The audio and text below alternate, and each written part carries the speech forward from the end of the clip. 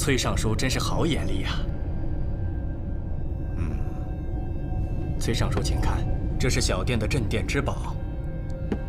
这首饰盒里是东晋咸安年间的宝物，能在坊间流传到今天，实属不易。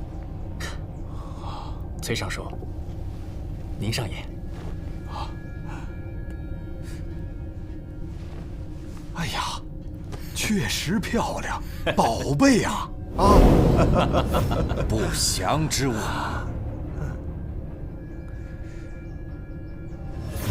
不祥之兆，不祥之物，不祥之兆。这些古尸浸染湿气多年，怨灵附主，难以消解，乃是大凶之物。怨灵一旦复苏，将杀尽作恶之人。你给我出去！赶紧走！你给我出去！你赶紧走！走！本店不欢迎江湖骗子。走啊！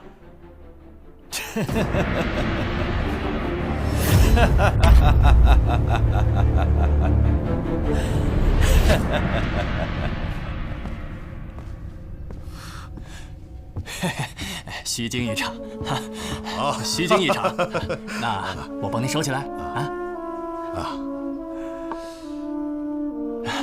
崔尚书，您看这楠木盒也是前朝古物啊。光听崔老兄说了半天，我们可一眼还没见着呢。啊，崔尚书，魏晋古玩我也收过几件。崔尚书，二位都急了，稍安勿躁，各位稍安勿躁啊！我这崔尚书也不知道他卖什么关子啊，待他拿来，一会儿好好欣赏欣赏。咱们可得好好看看，看看它到底是什么宝贝。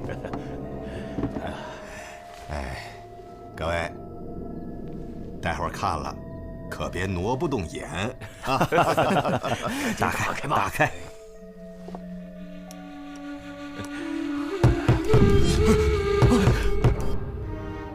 谁呀？是我，王仁。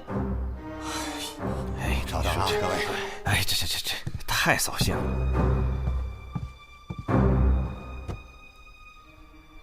主人，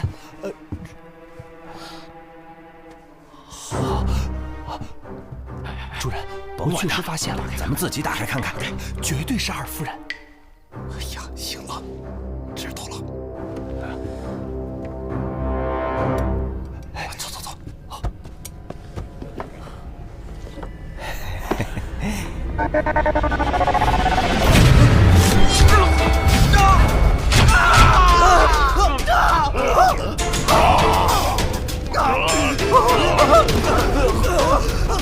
快来人呐！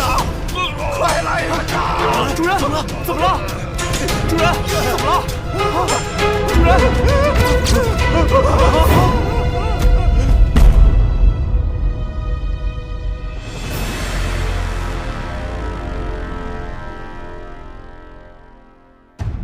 崔尚书，你是说就这个首饰盒杀了他们3个人？对，我亲眼看见，就这些首饰一下飞出来，把他们仨给杀了。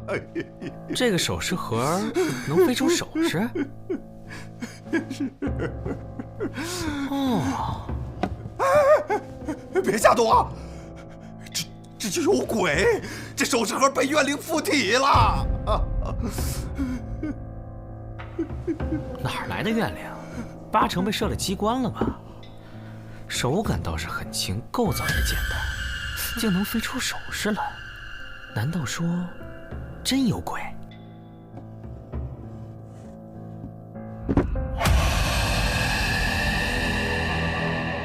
能飞出首饰？啊！小三！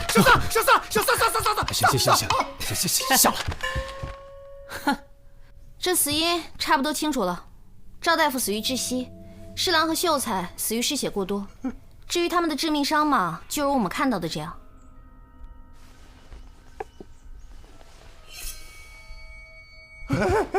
那还剩下这一个簪子，这个簪子肯定是来炸我的呀！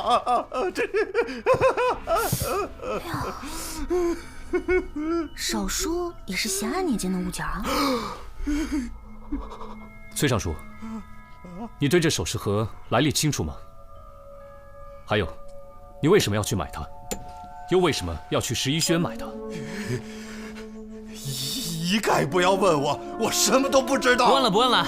既然你那么害怕，那这个金钗呢？还有这个首饰盒，我都替你保管。萨摩多罗，快让他拿走！快让他拿走啊！拿走，拿走啦！别害怕啦。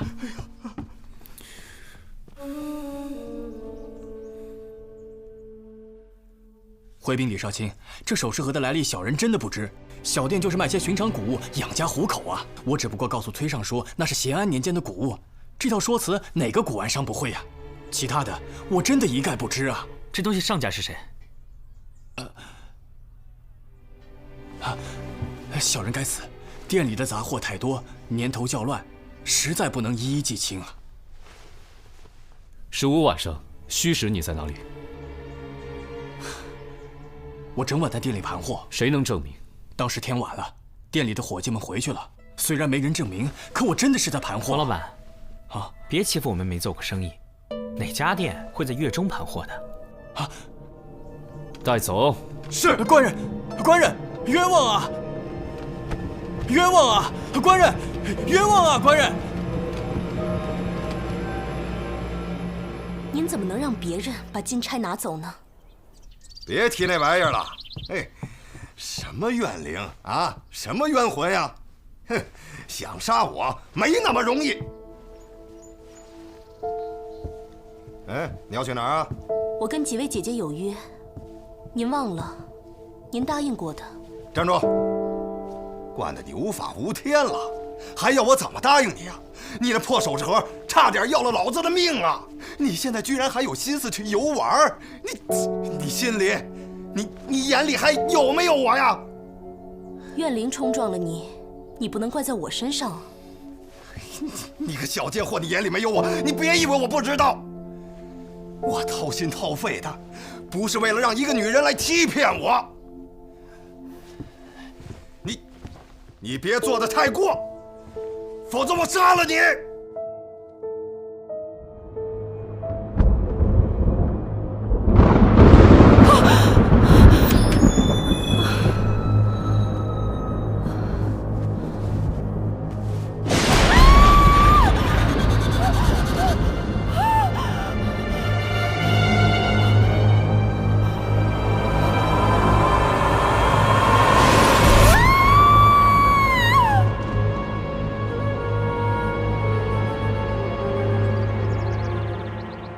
崔夫人，昨夜你有没有听到什么动静？他就睡在你身边，你就没有听到崔尚书挣扎吗？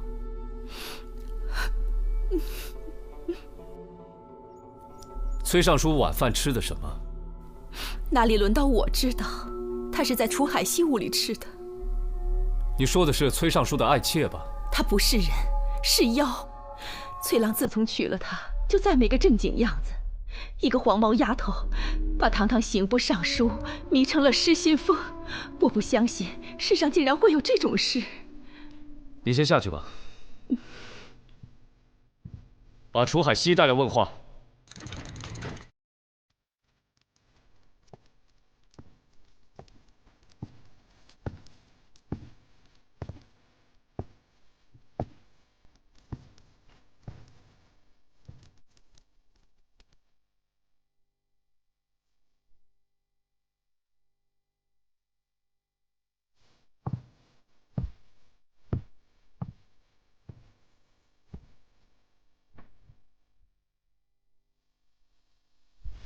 昨晚亥时，你在哪儿？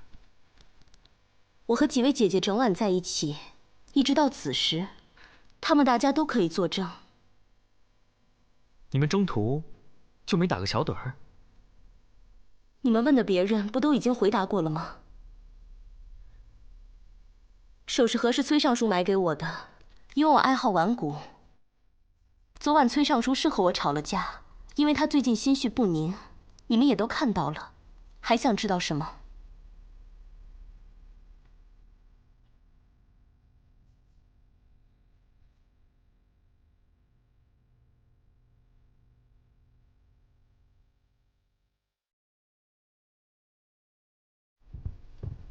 大元被杀，人心惶惶。已经开始有人议论大唐的气运了。哎呀，这民间也是流言四起啊。死了一个御史大夫，一个刑部侍郎，一个刑部尚书，和他府里的幕僚，阵容也太豪华了。萨摩，别玩了，聊点正事行吗？奇怪，我明明看到那个金钗被锁在这个盒子里，怎么又回到那个崔尚书的脑门上呢？给我看看。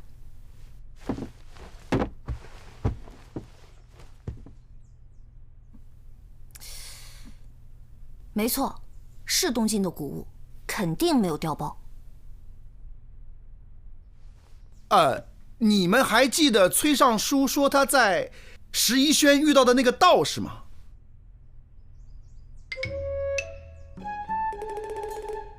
活跃一下气氛。好，我来查。那好吧，我和紫苏去梳理一下那4个死者的背景。这个归你管。崔尚书的会客室里面好像有一种气味。什么气味？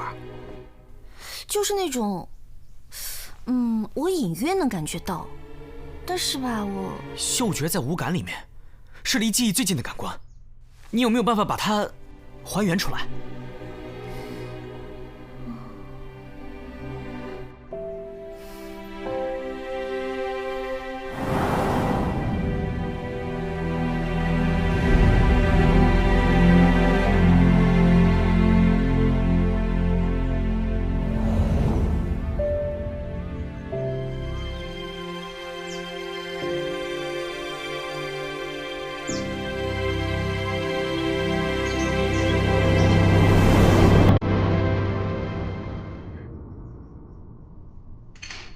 松针的味道。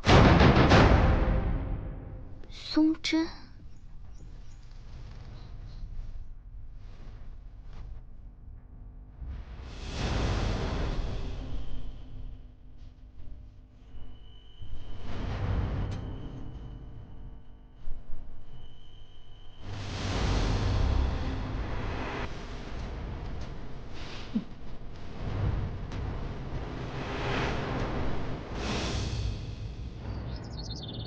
崔尚书刚刚出殡，你就急着跟别人私奔跑路，就不怕被人戳脊梁骨吗？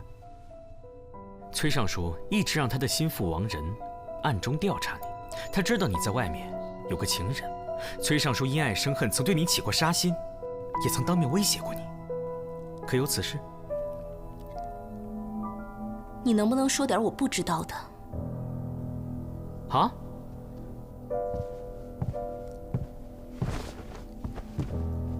那么我们现在来听听你的说法。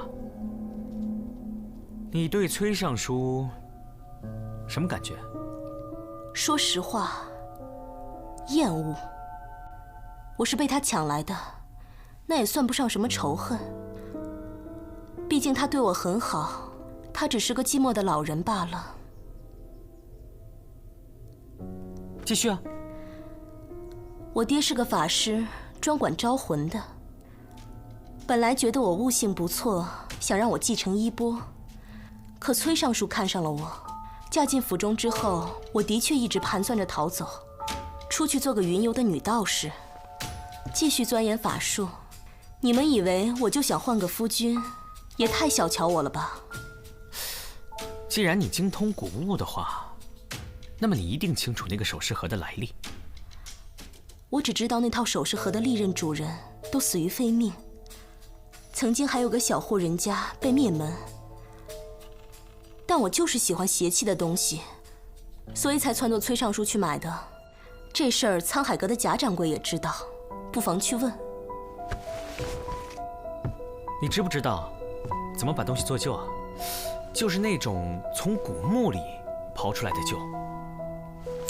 比如说呢，这对耳环。你要干什么？肃然，我倒是有一个差不多的耳环，是梁朝的墓葬品。那你方不方便把它卖给我啊？算我便宜点嘛。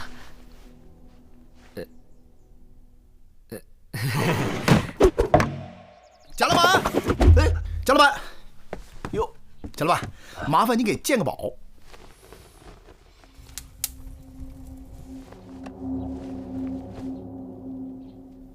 咸安年间的楠木盒，不是，你可瞅准喽？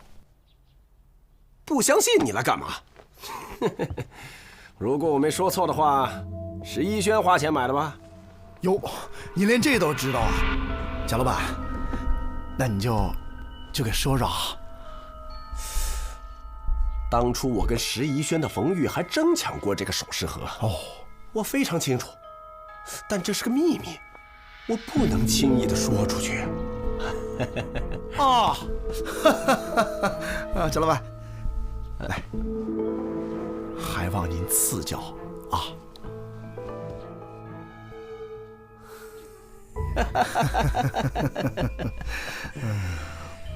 哎呀，您这是？一定是最近的案子。大理寺有什么进展吗？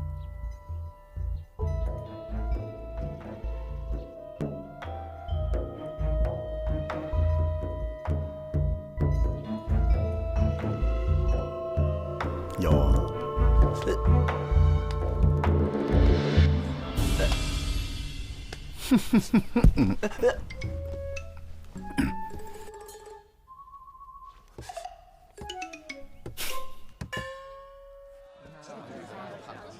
你就这么放楚海熙回去？你能确定和他没有干系？确定啊，没有证据，怎么能随便扣人？老大，首饰盒我已经鉴定过了，确定没有问题。但是我发现沧海阁的贾掌柜有点不太对劲儿，说话遮遮掩掩，神色可疑，多问2句就往后缩。这几天你盯着他。好。哎，子硕，这个崔尚书、赵御史还有李侍郎，他们当中有谁以前审理过什么灭门案吗？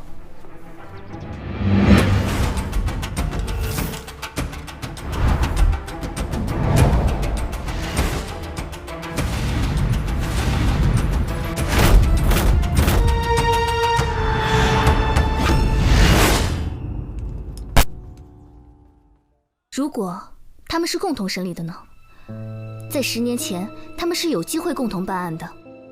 10年前，崔尚书是大理寺卿，赵大夫是刑部侍郎，而李侍郎是御史中丞。他们只有那1年时间，崔尚书很快就调任刑部了。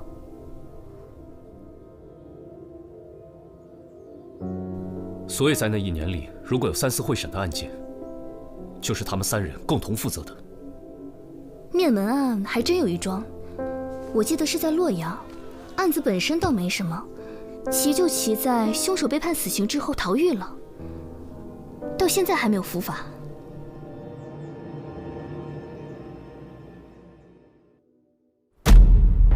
李少卿，今天一大早我就发现有人在这儿写了这么多诅咒崔尚书的话，也不知崔尚书生前得罪谁了。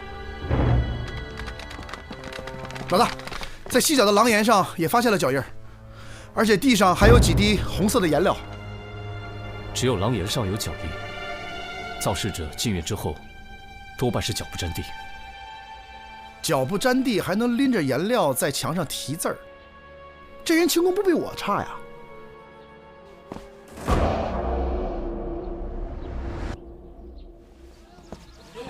详细核实过了，那是一起劫财灭门案，被害人洛阳张氏是个小商户，案件当时由崔尚书、赵御史、李侍郎共同审理。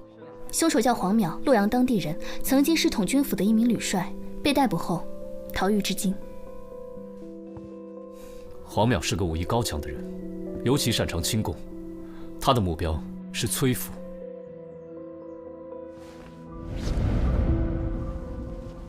这就是黄淼。对，能够躲上10年，想必自有一套生存之道。你帮我到江湖上打听一下吧。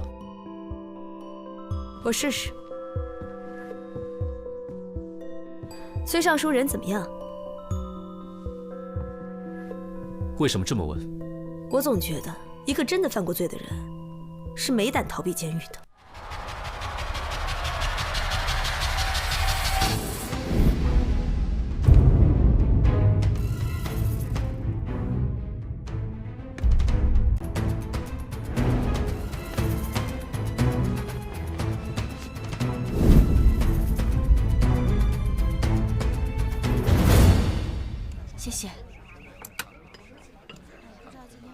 帮我多加点这个。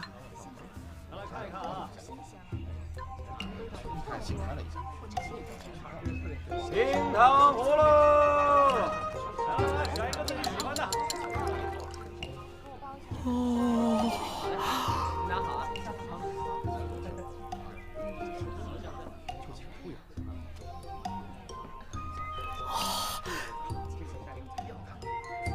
哎，你怎么插队呀？没插队啊，我原来就站这儿啊。哎呀，我刚才去上了茅房，你没看见。大哥大姐，行好，伤口吃了吧？走开，你给我来一份。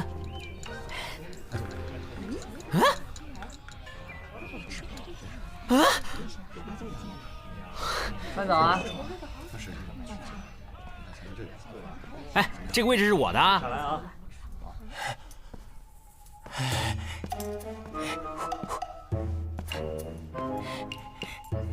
胆子不小啊，连我都敢偷，还往我这袋子里撒了把沙子。你这练的哪一路啊？无影手？来，我见识见识，你还说了些什么？我看。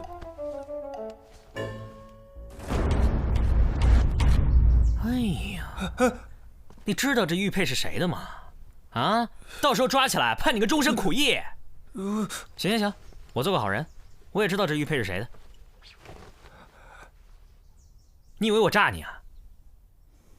我问你，这玉佩是不是从庆祥街11轩冯老板身上偷的？是。哪天偷的啊？我记得是月亮特别圆的那个晚上。 15晚戌时，你在哪里？小人在店里盘货。据目击者称，15晚上案发之时，你确实是在盘货。你可以走了。和你身上的是一对吧？还给你。谢谢李少卿，感激不尽呐。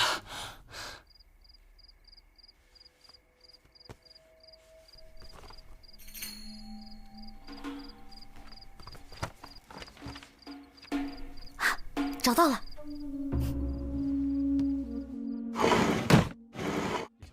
我回来了。小二，有位姑娘给你送来个包裹。客官，你慢走啊！啊。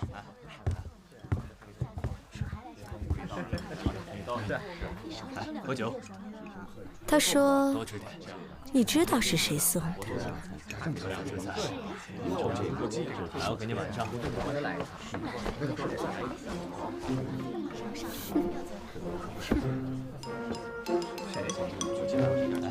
放小。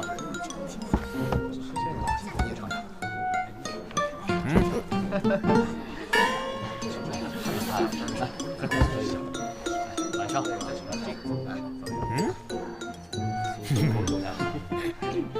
酒量真好。来，晚上。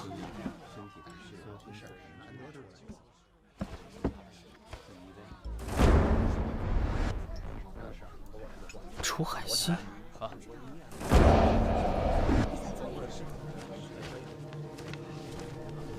贾谊，崔尚书收受贾谊贿赂的单据。三毛，我打听到了，那个神秘道士是贾谊安排人去11轩砸场子的。沧海阁和11轩这两家古玩店势同水火，好多老顾客都知道，他们一言不合就互相拆台。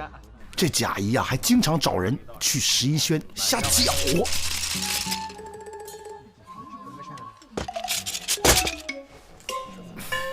来，你再看看这个。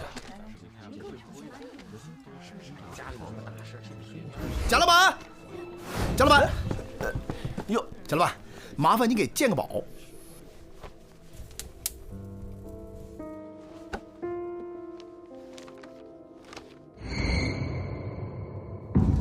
放开我！凭什么抓我啊？凭你已经坐实的罪名，偷掘前朝墓葬。 眼熟吗？这是这3年来你向崔尚书行贿的记录。三炮之前来店里，曾经撞见你在烧收据。我推测，崔尚书掌握着你发家的证据，一而再、再而三地勒索你。可是你没想到，他自己那里还留着一份收据的明细吧？姓崔的狗官，一权谋私，两面三刀，这种人死有余辜。嫌犯贾谊，你涉嫌杀害4位朝廷要员以及崔府幕僚柳秀才，跟我回去受审。什么？怎么回事？说我杀人，有什么证据吗？我会找到。这么说没证据？啊？这帮蠢货！哎，我就不……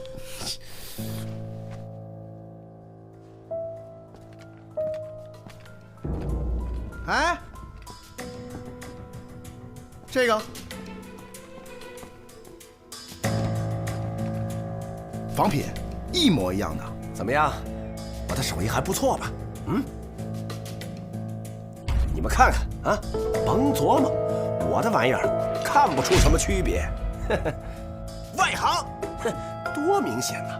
真品和赝品一摸就摸出来了。蒙你们这帮外行太简单了。我知道怎么回事了。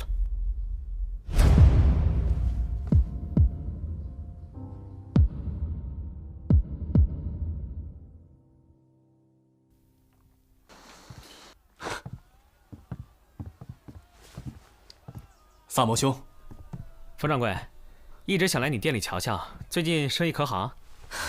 托您的福，还过得去。哦，这都得多谢您救我出来。在下备了份薄礼，一直想给您送去。今年巧了，来来来，太客气了你，都自己人，送礼就见外了。哎，冯老板，你这地方很雅致啊。请坐。哎，这个香味儿挺特别的啊！您这熏的是千年沉香。哦，感谢萨摩兄上次出手相助，一份薄礼，不成敬意。哎，我怎么好意思拿你的东西？萨摩兄太客气喽。话说回来，真凶虽然还在逍遥法外，但很快就会落网。您费心了，萨摩兄。您不想打开看看吗？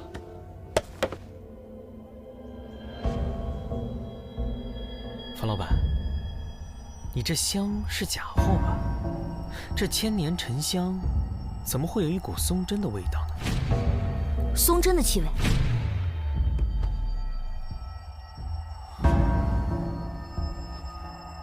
萨摩兄，萨摩兄。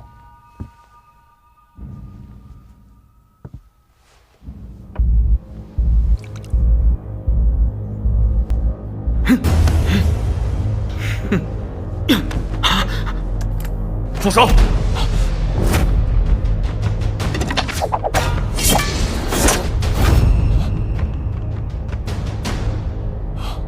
冯掌柜藏得很深呢。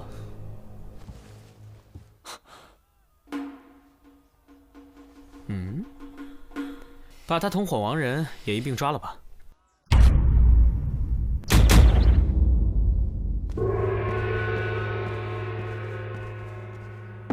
王忠诚，案发时赵御史他们打开的并不是你手中这个真首饰盒，而是一个高仿的赝品。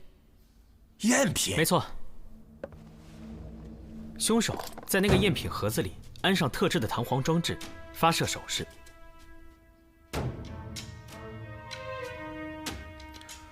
但仅仅弹出几件首饰，是不能真正杀人的呀。3位死者的死状，怎么解释？其实凶手是玩了一个时间差来误导我们。大家一直想不明白，首饰飞出之后是怎么立即导致3位死者被勒死、被割腕和切断手指的。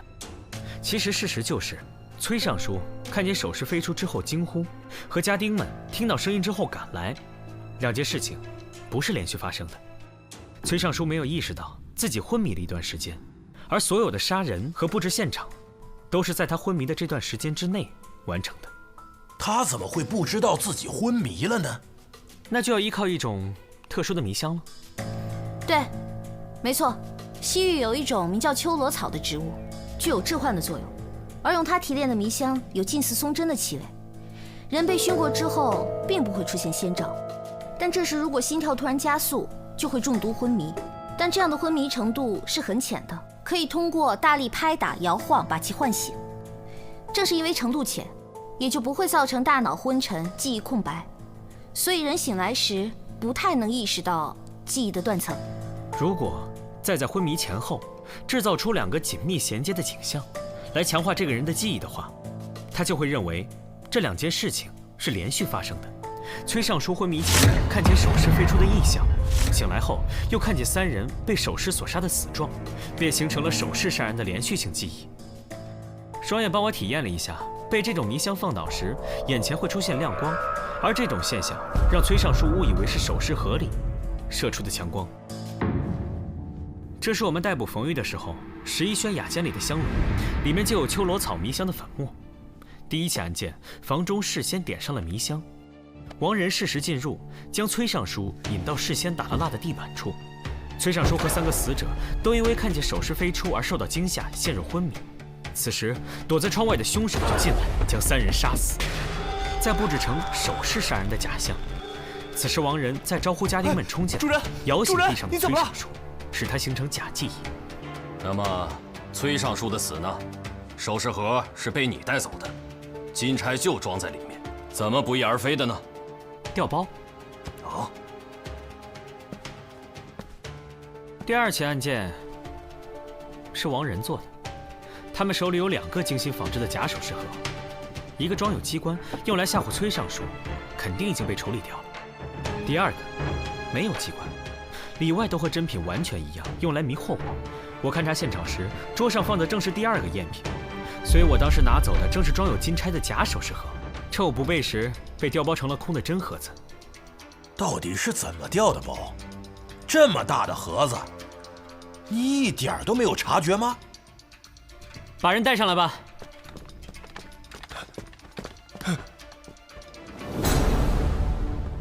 各位，这个小乞丐不简单呐，江湖人称无影手，道术极高，不仅可以无声无息地从人的口袋里偷东西，还可以顺手放一把沙子。哼，那是你没有武功，你让他偷我试试。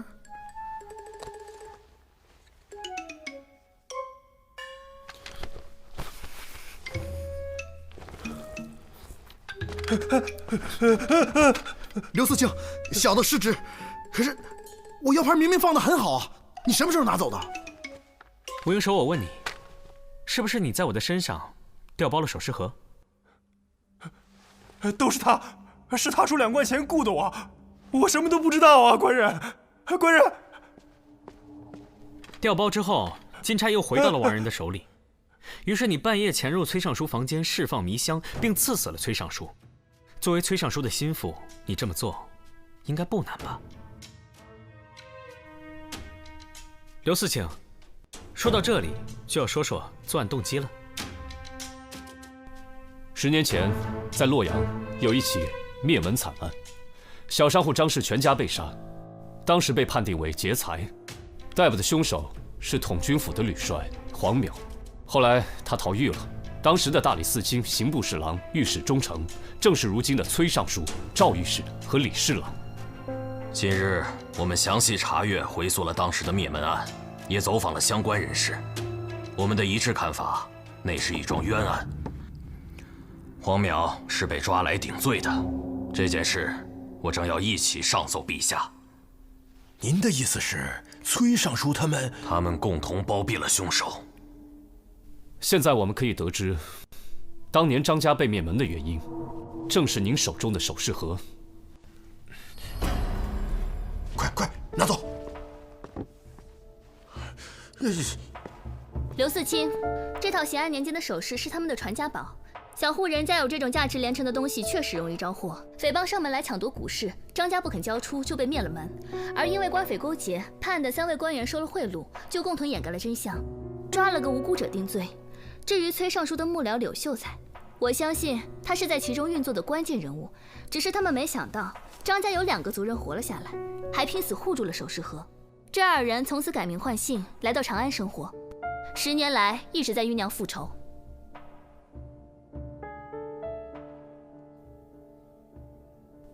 小乞丐，他还让你做了什么？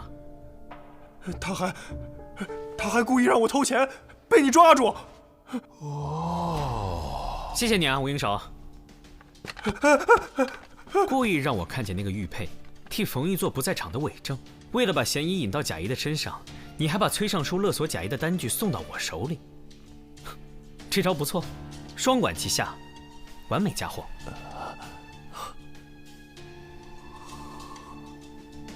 贾谊骂我是个蠢货，骂得很有理，因为我居然是在逮捕贾谊的时候，见到了他高仿的首饰盒，摸到了赝品的触感，才想明白了整件事。这2次偷梁换柱的工作，只有崔府的人才有机会，而崔尚书勒索贾谊的事情，也只有你这样的心腹才可能知道吧。所以我就确定，凶手就是你了。那你凭什么说另一个人是我？王仁这么费心的嫁祸贾谊，对谁有好处？还有，崔尚书在大理寺办案期间被杀，而你正在狱中。凶手为了脱罪，殚精竭虑地制造了古氏杀人的假象。好不容易等到了替罪羊，怎么可能在结案前继续杀人？于是我盘查了你和王仁的户籍，以此为基点，剥茧抽丝，真相大白。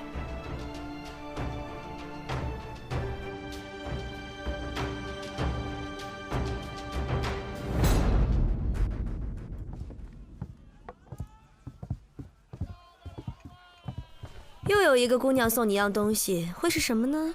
要你管。哼。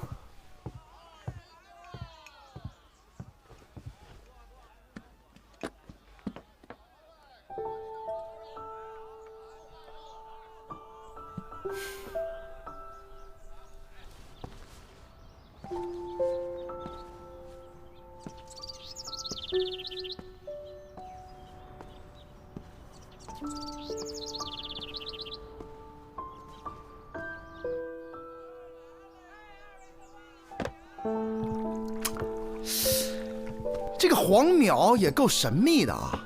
这10年前的冤案都已经昭雪了，对他的通缉也已经撤销了。这上头呢也派了人贴了告示，贴满大街。可他怎么就是不出现呢？人肯定在长安。崔尚书府里那些乱涂乱画的诅咒，不是他画的，还能有谁？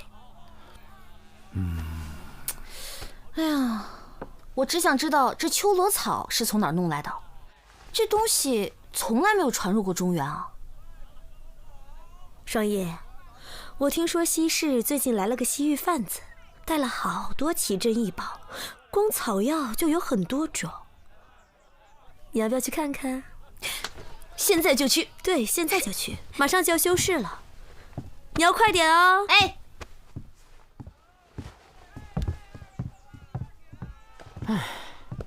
双叶的生日礼物，你们准备的怎么样了？我已经准备好了，怎么样？一个仵作，送什么算是惊喜呢？子苏，我觉得咱们盗墓去吧。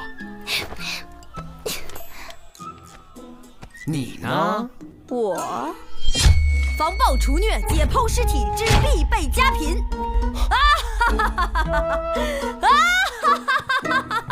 都在呢。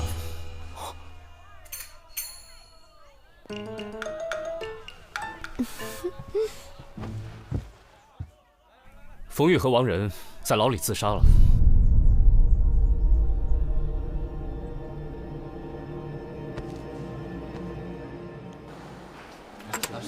又香又脆的冰糖葫芦。你怎么插队啊？啊？没有啊，我昨天就排在这里啊。一个大男人没羞没臊。客官慢走啊！多谢。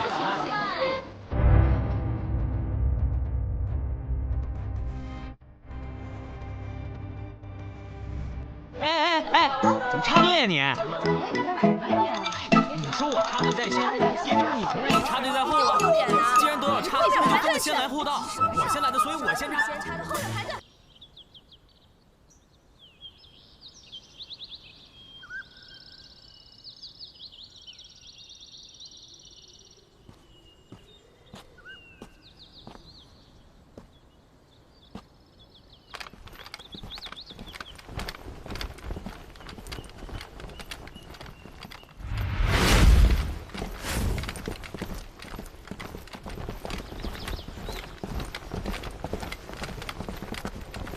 哎，别走了，各位今夜，这宝瓶谷闹鬼，一到雷雨之夜就有阴兵借道。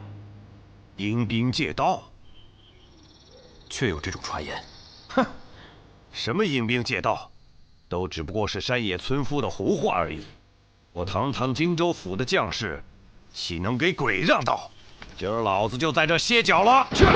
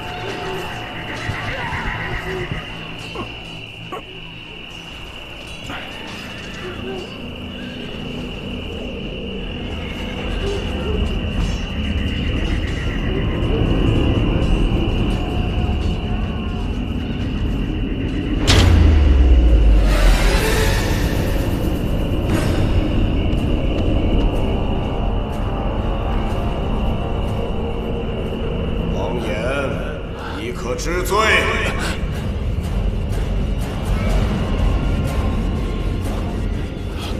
拖下去，重刑加身。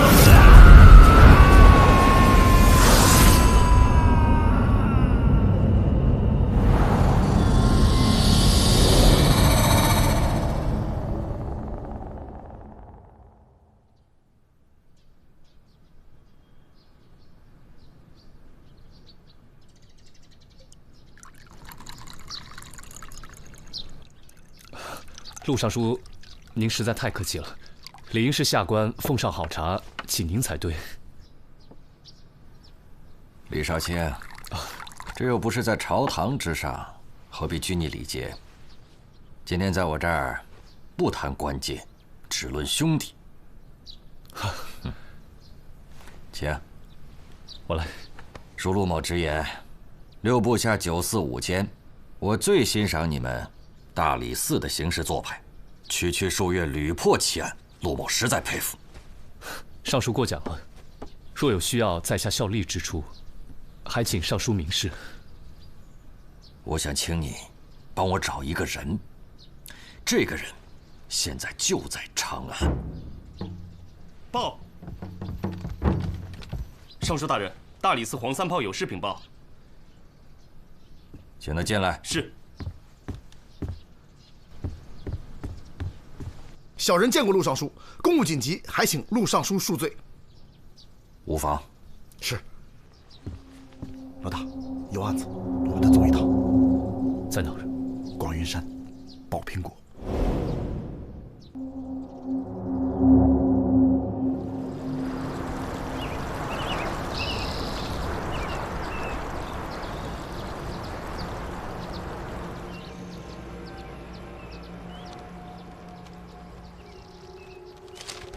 你们发现他的时候，他还没死。正是，发现王统军的时候，他还有一口气。这个死因已经很明显了，利刃避开了心脏，凶手是诚心要折磨死者，让他一点点的血尽而亡。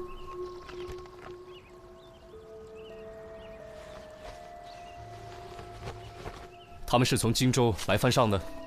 本来今天就该到宿卫营报道了，可是现在王统军惨遭毒手，这叫我们如何跟上头交差呀？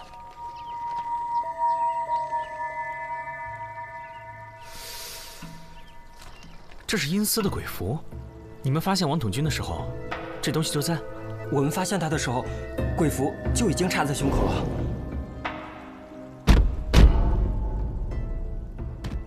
地府就在眼前。说完这句话，他就咽气了，眼睛也没合上，嘴也张着，感觉他他这是死不瞑目啊！地府在这儿，按说你们多次行军，王统军对这带山路应该很熟悉，怎么能从人世一脚踏入阴间呢？一定是被人绑走的。昨天晚上你们睡那么死，什么都没有听见？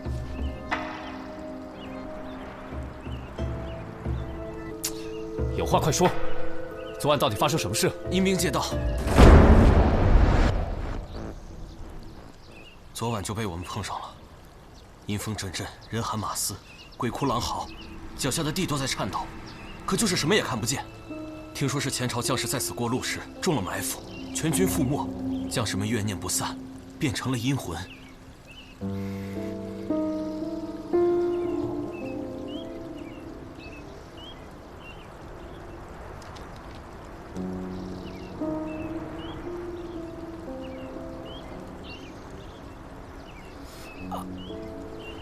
哎呀，双爷，我肚子突然好疼，你咋那么多事儿？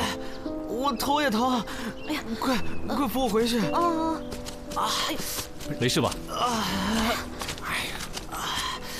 哎呀，你这突然的怎么回事啊？那个副将感觉有点问题啊。有啥问题？只是感觉而已。能不能走快点？好饿，好难受啊！走，走。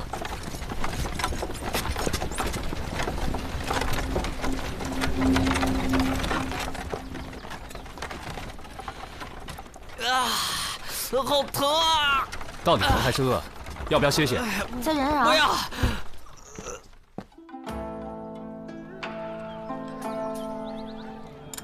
我吃完了，你们慢吃啊。我也吃完了。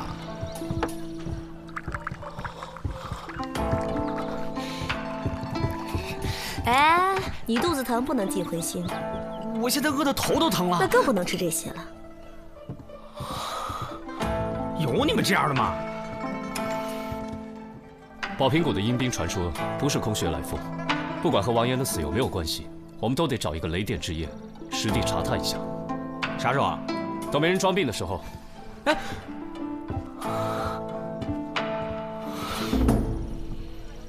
哎，我说，你真的头疼？没有。小心啊！最近城里的瘟疫开始扩散了，按这个速度，很快就要封城了。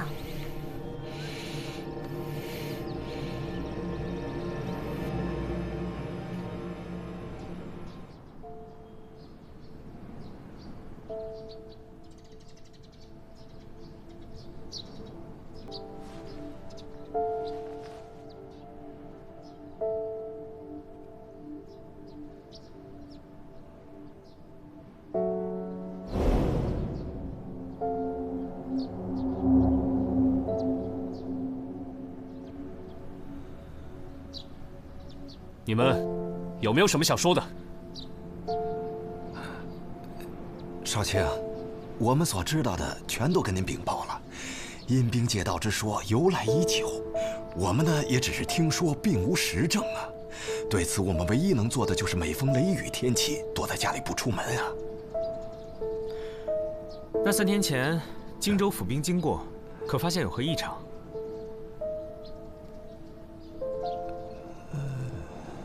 没有。就不想知道王统军是怎么死的？鬼神之事，不敢瞎操心。好，那就带本官查清楚，破了这荒诞无稽的鬼神之说。我倒要看看哪路阴兵敢作祟。今天晚上借哪一条道？我们走。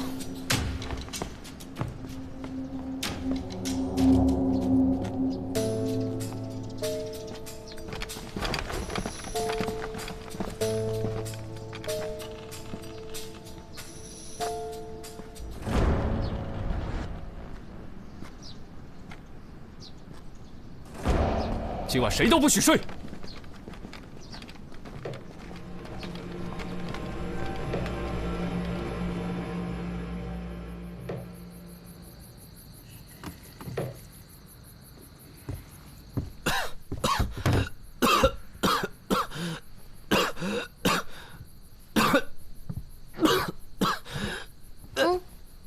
给你熬的药。保持距离。你要是喝了这个再不好，我得叫四娘把你给关起来。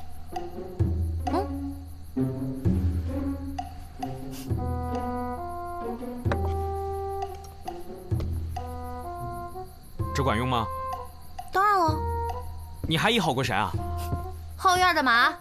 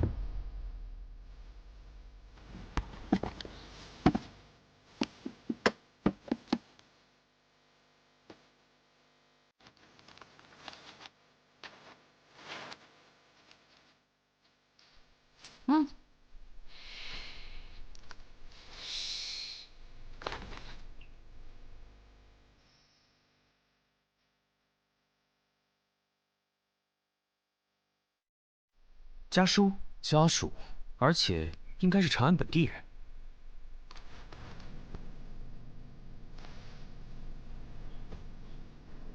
死因与王统军一样，都是历任春兄，死于失血过多。带回去，查验身份。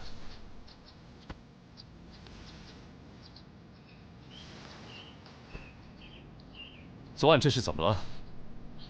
阴兵没见着，倒又死了一个。你们大家昨晚睡得好吗？跟你们一样，整宿没睡。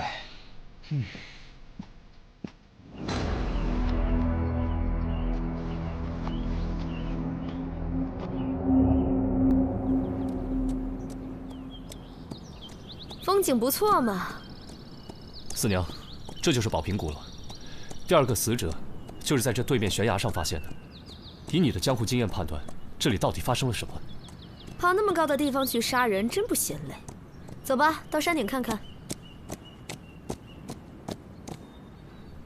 我如果杀人，绝不会选择这种地势。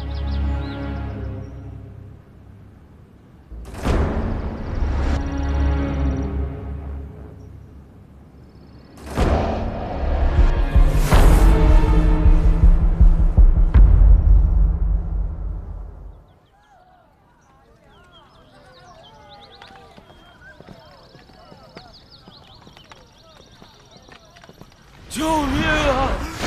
救救我！救救我！救救我！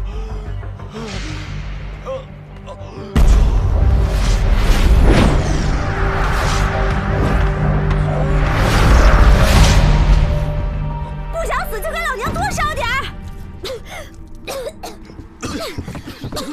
现在闹瘟疫，传染性很强的，一不留神，长安就是死城了。墙角也多撒点啊，还有地上，真是倒了8辈子血霉了。生意刚有点起色，又没人来了。萨摩，又死哪儿去了？给我出来！四娘，四娘，四娘，四娘，哎，后院吧，那2头猪啊，不行了，要不……不行，小白和花花是我亲手养大的，赶紧给我找双叶，必须给我治好了。萨摩格罗，人呢？给我滚出来！滚出来呀！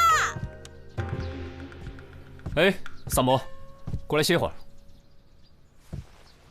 哎呀，还是李少卿心疼人呐。第二个死者张大福是长安市郊的农民，家里还有几亩田，生活不错。还有他7、8年前入伍打过仗。后面的你猜猜？原来跟过王统军吧？正是，后来负伤退伍了。我看过他的手，是惯用兵器的，而且武艺还不赖，当兵也不是小卒子。老大，武后部送来一个人，可能和案子有关，暂时安置在樊舍的客房里。什么人？书生模样，现在昏迷着，说是差点死在宝瓶谷。哎，老大，慢点走，别磕着。书生模样。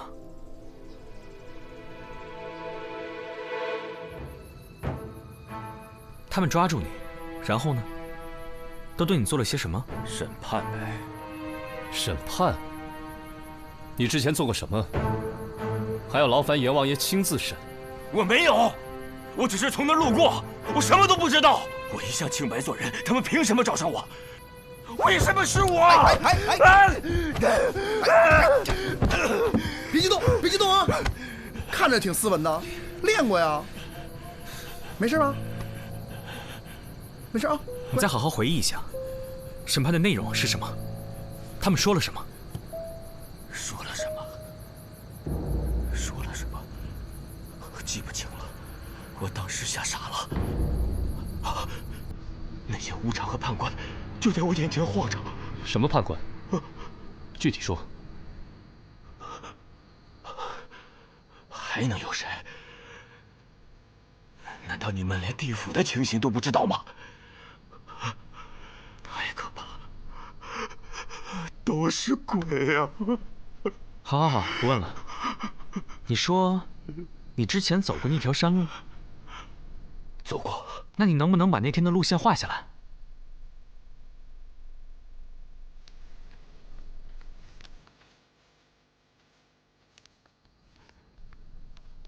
我想不通，打死也想不通。明明是很熟悉的老路，怎么就鬼使神差，一脚踏进了阴曹地府？他就是被吓着了，没什么大碍，让他休息休息就好。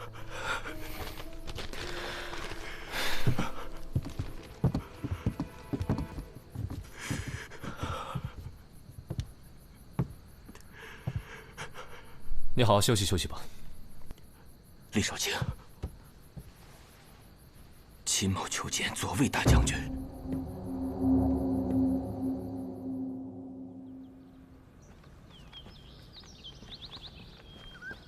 这怎么看都是普通山路啊，来回就这一条路，怎么可能通到别地儿啊？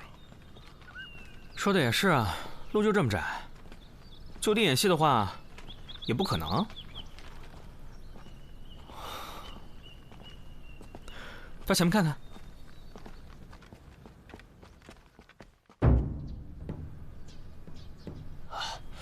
李少卿，多谢了。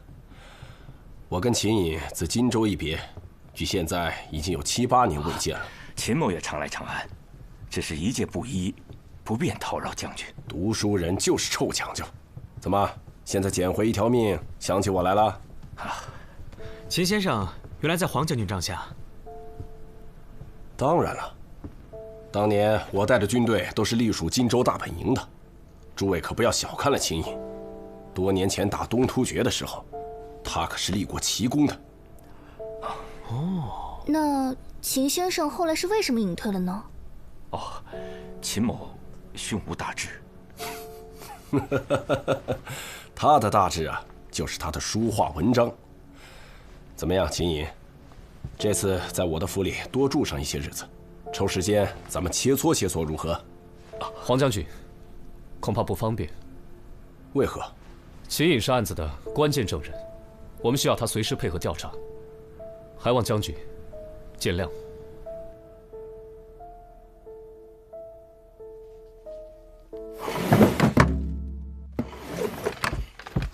大人，全城搜了一遍，没找着人。偌大的长安城，你们2天就搜遍了？你们左侯卫就是这么办差的，啊？继续找。是。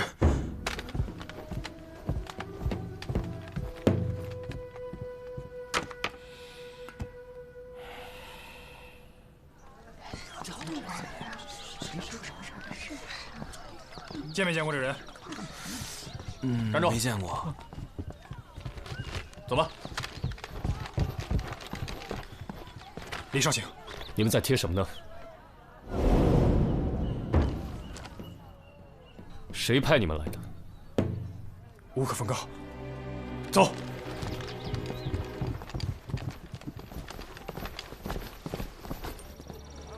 都让一让啊！让一让！让！近日，长安城内疫病蔓延，民众外出务必遮住口鼻。如有咳嗽、发烧等症状，应尽早报官，紧速隔离。知情不报者，必依法论处。这边。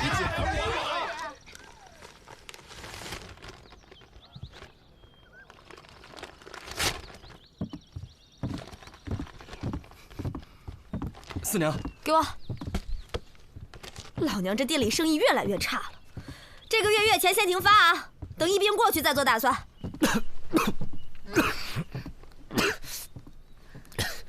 王延庆和张大福3个人都在宝瓶谷误入阴司，他们之间的联系很明确，都曾经在黄显忠帐下效力，参加过对东突厥的几次作战。7、8年前，东突厥和大唐常起冲突，但规模都不大。我前2天去兵部查档案，陆明好像还不太愿意配合。陆尚书这个人不好打交道，之前他可3番2次找我拉关系，这会儿怎么突然像换了个人？我说你怎么看谁都可以啊。李少卿，人活着不是为了破案子，你放松点儿。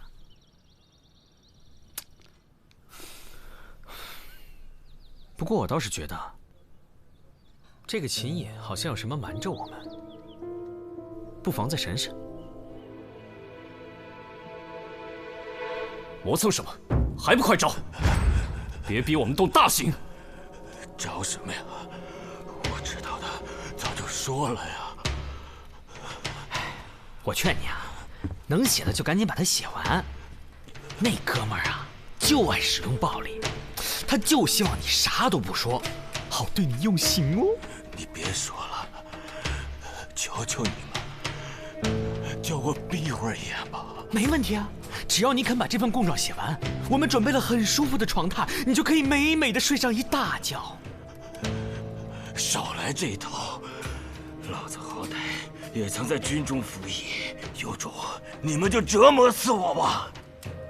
最近朝中不太平啊，兵部的陆尚书和左卫大将军针锋相对，明里暗里拉拢各派势力，朝中百官人人自危呀。他们也找您了？尚书找过我，一直想试探我对诸位朝臣的态度，为什么又不肯明说？我看他恐怕是掌握了什么证据，否则绝不敢贸然出手啊。他也找过李少卿。哦，少卿，陆尚书来访。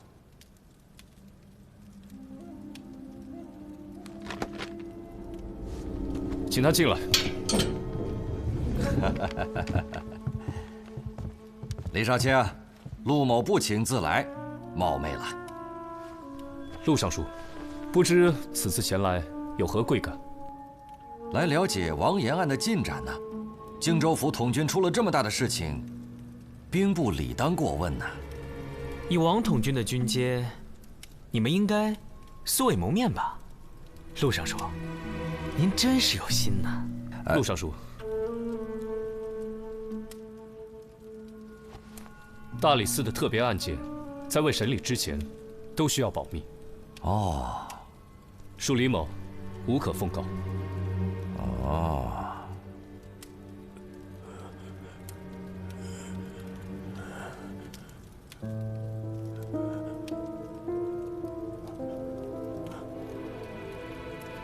打扰了，那本官先告辞了。李少卿，请留步。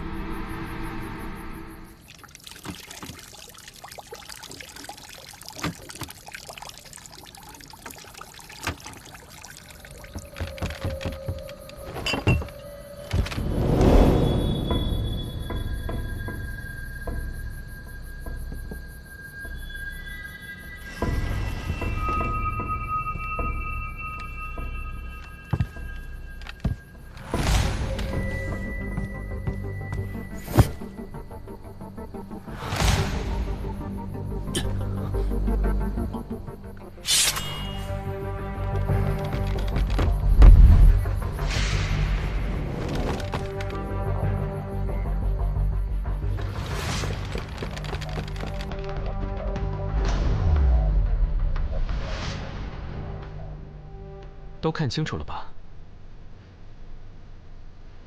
有什么要说的？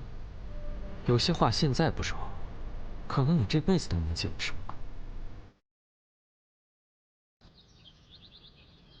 2天前，兵部陆尚书弹劾左卫大将军黄显忠，说他通敌叛国；而昨日，大理寺又奏请以诬陷、谋杀2罪捉拿陆尚书。你们2人乃是朕以为柱石之人，现在出了这样的事情，朕实在是颜面扫地。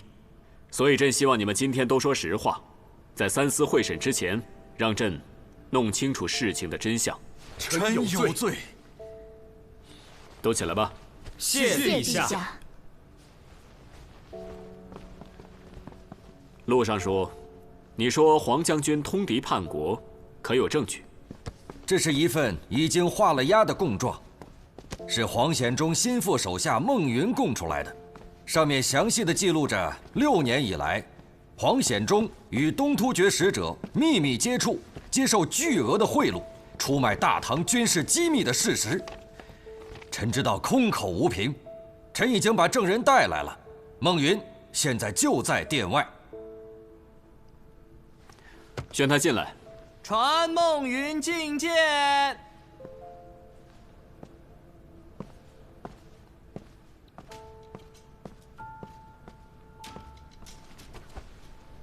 草民孟云，拜见陛下。孟云，这供状是你亲笔所写，签字画押的吗？回陛下，是。你是黄将军什么人？我名义上是将军府的书吏，大概6年前开始替他处理机密事务，但据我所知，在那之前，将军就已经被策反了。因为从8年前开始，他就率领部下在边境与东突厥作战，时战时和，长期驻扎，和敌国细作有相当多的机会接触，逐渐被渗透。你要朕相信你说的话，可是要有实在的凭据啊。回陛下，有，这是从去年春天起，东突厥特使阿史那多莫送来的3封密信和2次交易的酬金礼单。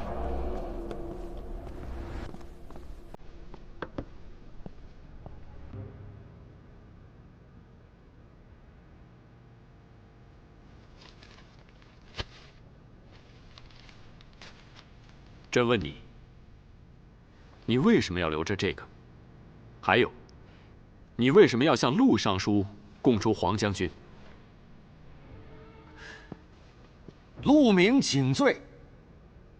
臣是在3个月以前抓捕策反的孟云的，严刑逼供，才拷问出了真相。一派胡言！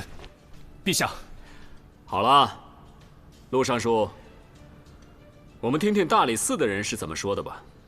各位，陆尚书刚才所说的，如果成立的话，一个基本的条件是，证人孟云真实可信。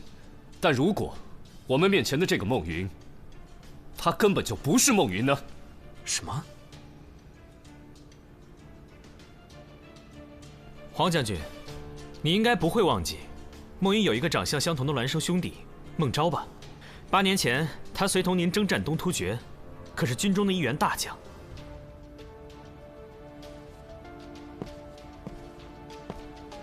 你仔细看看，这位到底是不是孟云？如果看脸认不出的话，还可以看手吗？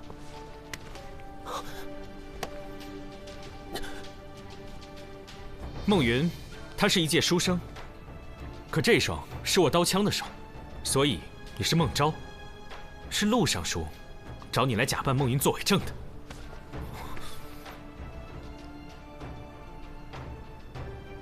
萨摩多罗，你是怎么知道2兄弟的事情？还有，何人为证？请陛下传证人秦隐。8年前，他曾是黄将军帐下的军师。传秦隐觐见。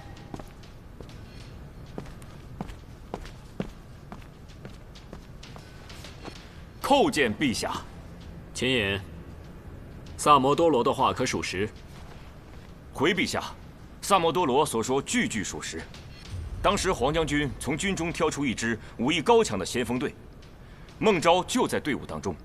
他的确有一个孪生弟弟孟云留在长安，未曾投军。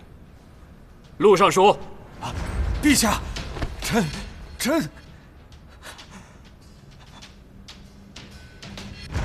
陛下，这秦隐不仅是指证孟昭的证人，我们还通过他查出了宝瓶谷连环凶杀案的原委。快说来！这几桩所谓鬼谷阴司的案子，都是孟昭在陆尚书的帮助之下完成的。至于陆尚书为什么要帮他，是因为二人达成了协议，让孟昭假扮成孟云做伪证，以叛国罪扳倒黄将军。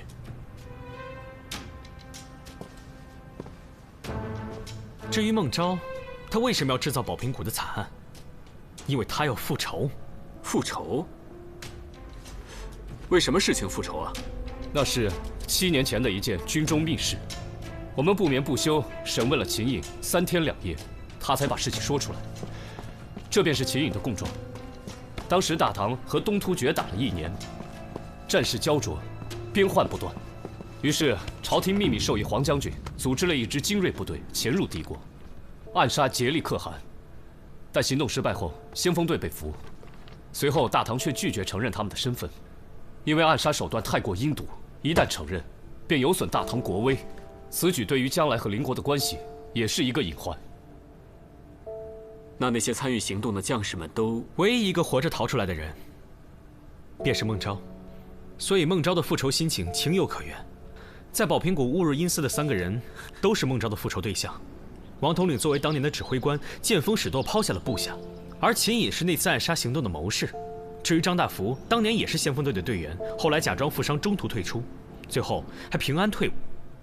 所以，孟昭设计地狱阴司的用意很明显，他就是要审判这3个人。而他最后一个复仇对象，就是黄将军，因为他是当年那次行动的最高负责人。说我杀人，你有什么证据？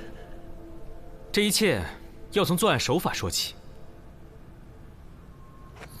受害者们都在熟悉的山路上莫名其妙走进地府，事后在原地却都找不出问题。这是因为凶手们紧挨着原路挖了一条等宽的岔道，再用同样的山石和植被做伪饰，引人走入岔路。借助烟雾，各种假扮的鬼神就忽然出现。之后的事情大家都清楚了。受害者先被审判，后被杀死，然后丢在悬崖上，胸前呢，就放着阴司的鬼符。那凶手为什么要选择在宝瓶谷呢？还有，这阴兵借道到底是怎么回事？所谓阴兵呢，只不过是一种天气现象。这宝瓶谷就是一个口小肚大的瓶状山谷，从入口处吹进来的风就会被聚拢、扩大，就好像瓶子里吹气一样。在具备特定条件的夜里，岩壁上被反复扩大的风声、雷声叠加产生震动，就出现了类似战场厮杀的嘈杂怪声，让人联想到阴兵借道。凶手借此模糊焦点，误导我们的调查方向。陛下，臣冤枉啊！臣冤枉啊！他们血口喷人，你们有证据吗？陆尚书，正要说到证据。我们重新走访了村民，重审理证。据他交代，2个月前，大概是在6月中旬，他们接连多日看见士兵从长安方向来到宝瓶谷，并且隐约听见开山动土的声音。随后被下了封口令，胆敢外传格杀勿论。根据宿卫营的记录，从6月15到6月底，陆尚书前后8次抽调过左后卫3个小队外出执行任务。照这个人数和时间，足以在宝瓶谷修出条假路。陆尚书，这算不算证据呢？我派遣士兵是为了搜查孟云。我抓捕了他，拷问了他，但是他跑了。为了抓他，你甚至不惜制造假疫情，想让长安封城，以便瓮中捉鳖。找一个孟云需要这么兴师动众吗？就是因为抓不到他，找不到他，我就没有证人呐，没有证人，所以你就承认他是假孟云了？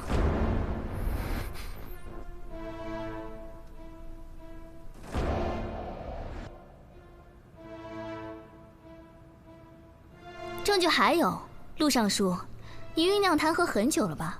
最近终于要出手了，所以你在朝臣中走动的尤其活跃，明里暗里的拉关系，无非是想让更多人站在你这边。但秦隐死里逃生是个意外，你们没有想到，而他又知道太多内情，很可能会认出孟昭。为了确认此事，陆尚书特地把孟昭打扮成随从，带他来到大理寺，以询问案件进展为由见到了秦隐，发现他确实认得孟昭。之后孟昭就夜闯客栈，来到秦颖房间，想对他下手。幸好我们提前做了准备，夏魔和秦颖就躲在院角，亲眼目睹了孟昭翻墙的全过程。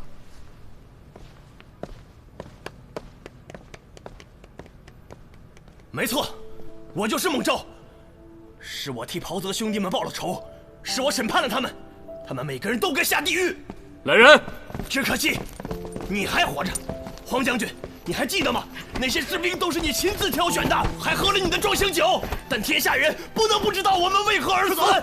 你知道，朝廷知道，太上皇知道，你们为什么要假装不知道？为什么？陛下，臣……行了，除了陆明还有黄将军，其他的人都退下吧。草民告退，臣告退。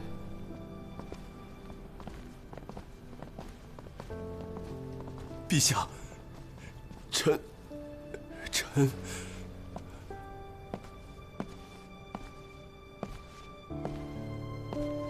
陛下，臣……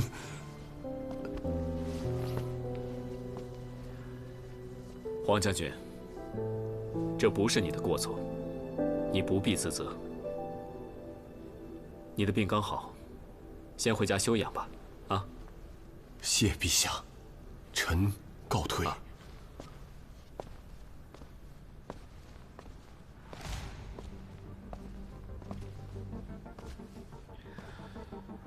谋杀、诬陷2罪并罚，丢光了朕的脸面。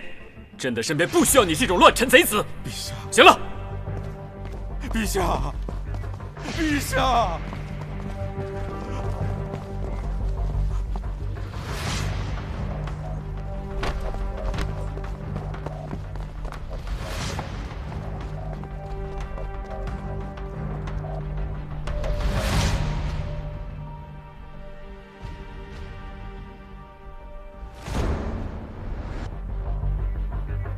大理寺真是坏了我大事，陛下对李治信任有加，主上对此非常忧虑。属下明白了，一切放手去做。必要时，是否可以？那就要看他离我们有多近了。如果顺着某个案子摸过来，就别再犹豫，杀！遵命，属下明白。